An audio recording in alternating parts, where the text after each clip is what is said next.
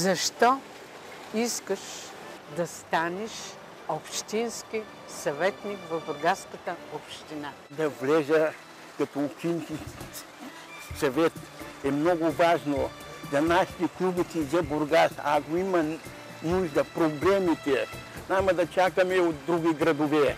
Пример, преводачи да отидат в банки, преводачи в полицията, преводачи в болницата. Това искаме клубици, не да се мъчат. Представи себе си.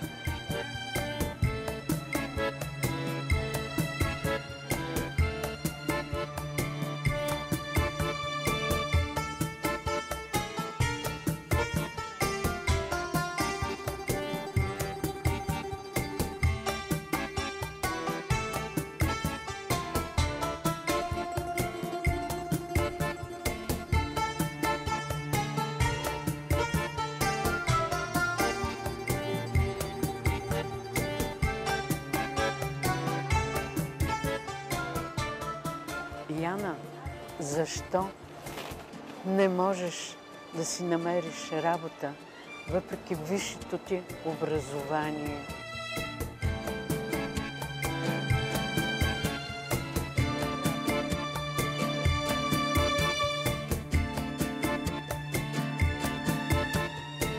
Ние имаме, като спортна федерация на клубите в България. Там често участват различни мероприятия, особено в Бургас участват бадминтон, борба, тенисна маса, футзала и ориентиране. И това вече спорта малко пада, като тук малко организираха. Всички клуби искаха, цяла България чакат. Защо да гласуват за теб лично? Искам да помогна да участвам на другите спортисти. Всички в състезания на Бургас.